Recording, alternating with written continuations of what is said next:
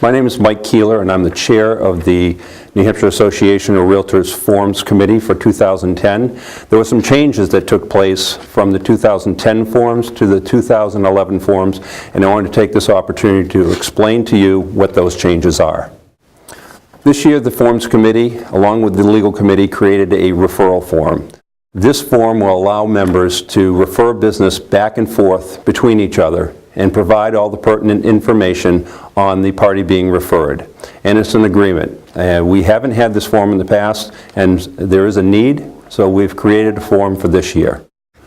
The next change we looked at was the discrepancy in the buyer's acknowledgement statement at the bottom of our disclosures. We have the land-only disclosure, the property disclosure, and the multifamily property disclosure. We found that the multifamily property disclosure statement best fit what we were looking for, and in order for us to have continuity, we've had all of the acknowledgement statements the same as the property disclosure. The next change we looked at was in terms of risk reduction to our members, and it has to do with the ability to check off the boxes in true forms on our property disclosures. Previously, the members had the ability to go in and check the boxes. That created risk on our members' part in that if there ever was a problem on a transaction and there was questions as to who checked the box, we wanted to remove that risk on our members' part. So we've taken the ability to check the boxes out of true forms, and this now requires the seller to check the boxes and fill out the form completely. The next form we'll talk about is the short sale to the listing agreement. The changes here have to do with the SAFE Act, and what we have done in our current version is to add the language that the firm will not negotiate any terms of the short sale with the lien holder.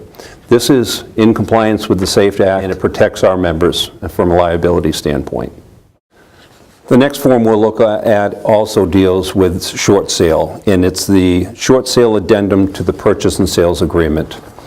Our previous short sale addendum language created some confusion as to the seller's ability to terminate the contract. What we did was to look at Section 5 of the short sale addendum to the purchase and sales agreement and change it to make it more realistic to today's market conditions. The current language now reads, in the event the buyer does not receive from seller written notice of termination by the short sale contingency date, then the buyer shall have the option of terminating the agreement and all deposits returned to the buyer, or extending the short sale contingency date by mutual agreement. The purchase and sales agreement had some minor modifications this year to alleviate the confusion that was on our previous purchase and sales agreement. Specifically in Section 3, there was a blank after the second line where the buyer has delivered or will deliver to the blank's firm. There was confusion as to where the deposit had to go. That's been rectified, and now there's boilerplate language that says that the buyer will deliver to the escrow agent's firm within blank number of days. We feel that this will eliminate the confusion that the previous purchase and sales had with it. The other change is under Section 12. The previous purchase and sales had Section 12, and that dealt with radon gas and lead paint. There was a box under the lead paint statement that says the buyer acknowledges prior receipt of the seller's property disclosure form attached hereto and signifies by initialing here. There was some confusion as to whether that statement had to do with the lead paint statement. To remove that confusion, we've now renumbered that box statement as 13. And the radon and lead paint statement is in Section 12.